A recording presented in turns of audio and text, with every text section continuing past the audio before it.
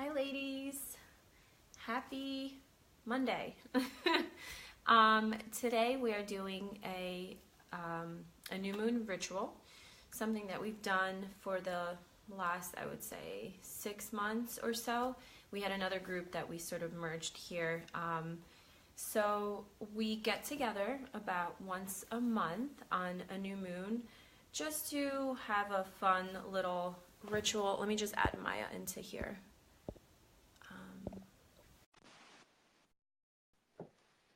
One second. Bring her on. Hi. Hi. Huh. That's very, very weird. That's a first. Holy, what on earth is happening? Let's see. Bring them on. Is camera. your phone like this way? Oh, maybe. Okay. So do I need to go? What happens if I whoops, pardon my, yes, there's that there. Is that less weird? That's less weird. Sorry, girls. Okay. That's pretty weird. Okay, I'm gonna get over it now. All right, sorry about that, everybody. Yeah, so I was just saying to welcome to new members.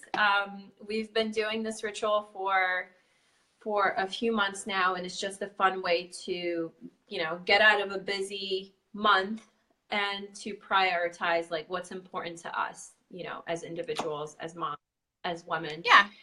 And today we have a new moon in Sagittarius, and it's the last new moon this year. So I think it's pretty special. And I've just been reading little things about, Sagittarius moons, and they're pretty powerful to get into your spirituality. So it's a great time for that. Some things to do. This is one of my moon power lunar rituals for connecting with your inner goddess. How beautiful. So this is one of my books, and it just kind of goes over the different moons. And it says things to do when the moon is in Sagittarius. Take a trip, read or write a novel, give generously to a cause, great time, enroll in a class, find a mentor, have a truth-telling session, throw a last-minute party, buy a lottery ticket, visit the library, talk to trees, pursue your art, help a friend out, chat up strangers, go on a long drive or day trip. That kind of sounds fun. And write down your dreams and hunches. So, how is your new moon today? My new moon's good. I'm just distracted. Sorry, I'm just distracted. So, new moon's good. I'm super excited because Michaela and I have been working on a lot of really great stuff, and I just feel like it's a really good timing in my life and our business life to be doing a new moon ritual. So I'm thankful that the moon is at this stage in the cycle at this moment. Absolutely. Yeah. So another, I get an email from Jennifer Rassiopi, and her emails are amazing about the new moon. And she says, this isn't your average new moon. This paradigm shifting new moon may pull you closer to your life purpose and values while simultaneously shining a light on the obstacles standing in your way.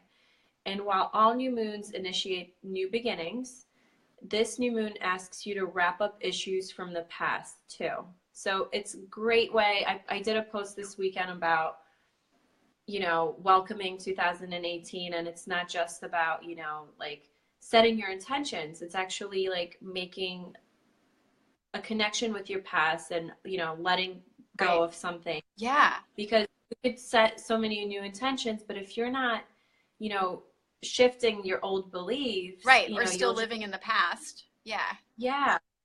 So it's a great way to maybe journal about what has worked this year, what didn't work. I always like the duality of things, just to work through them and just set time aside. Maybe that could be your new moon ritual.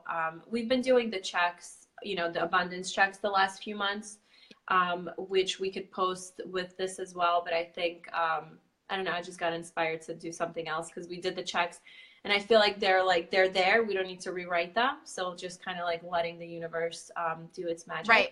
And we also use our, I didn't print out a fresh copy, but our Love Yourself to Happiness happiness tracker. We kind of use that as a tool too, so that we can focus on certain areas of our life and what we want to intend for the coming month. So that's another tool. So I'll throw the link up to so that you can download that in the comments below. And also, sorry, I've got like all this stuff like covering your pretty little smile. Thank you, babe. Love you. And then we can also share with you our new moon ritual guide, which is a beautiful little booklet that we put together that will give you some ideas of what you can do on your own, whatever resonates with you.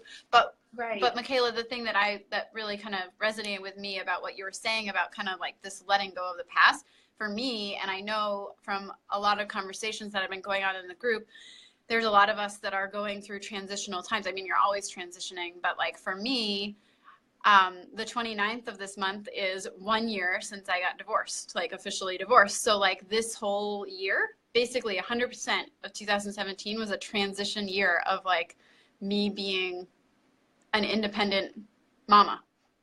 So a lot of stuff of like getting my feet on the ground, but then there's, kind of like letting go of like the resentment that this is, because when generally when you, get married and have babies, you don't intend to do it by yourself. So just kind of letting go of that resentment, which has been something that like sometimes I do get angry that like I'm, no matter what, no matter how good of a future partner or current partner I have, no matter what, I'm the sole responsible person for these two people.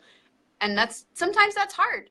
So anyway, that's something that resonated with me when you were talking about that of like, like that's super powerful. Yeah. And it's to actually, I guess, to confirm with yourself, like what kind of mother are you going to be forward, or a woman. I mean, yes, we're moms, but we're so much more than that, and we have to like reconnect to that truth again. So yeah, your past relationship might not have worked. Maybe, doing like a 5-day forgiveness challenge, you know what I mean? Like for yourself, right. Like forgiveness is huge to letting go of the past, right. And where, you end up not being the victim and you right. take control of that power for yourself. Yeah. And the thing is like, I know that, the past year I've also, on top of trying to get my feet on the ground as an independent mama, I have also done a lot of reflecting. And one of those things is like basically for me, because I did grow up, my parents are still married, that commitment, it was a very big like family paradigm for me. So it was like that the act of divorce was like one of my worst nightmares, like coming true, you know what I mean, as a kid. So like just kind of like embracing it, that this was part of my story. So anyway, sorry to dominate about woe is me, divorced mom, but I just thought there's been a few conversations between the mamas about, either going through separation or divorce and that sort of thing. So I thought maybe it would resonate with others. That's the beautiful part of this is you have come such a long way from, when I met you in May, and you do the work. You hire coaches, you do the classes, and you do the work, and you show up. And I think that's why you're able to progress so much. I think sometimes, there's no really like time that, and we're not even talking about new moon, but it just somehow turned into this. Right. But, there is no time frame from when you, like push through a difficult situation. But it's the work that you put in that will accelerate that time. Yeah. Because through journaling, through connecting, through talking it out safely, not just to anyone and then feeling guilt about it, but safely talking about it is so healing. Absolutely. And able to like, to feel, and the next day you wake up and you feel lighter. You might not know what it is exactly, and you'll just get that spark, that thought, that invitation, that, you know, whatever it is to move forward. Yeah. And it's those little shifts that happen throughout each year. Right. And I just want to applaud you. You've done such a good job through your transition. Thank you. And so thanks everyone for watching, and we hope that you'll you know, try to do your own little new moon ritual. I know that it's something that when we first started, it made me feel a little bit uncomfortable because it wasn't something that I really had paid attention to, but I just love the fact that we have cycles, and that there's not just our female cycle, but the cycle of the moon and seasons and all those things. And I think that just being in touch with it and having a reason to get connected and setting that intention, where whatever cycle it is, you know, is just really powerful. You know, there's like, why not? You know, why not focus on what your intention is and what you want to go into the next day or week or month or year with your focus on.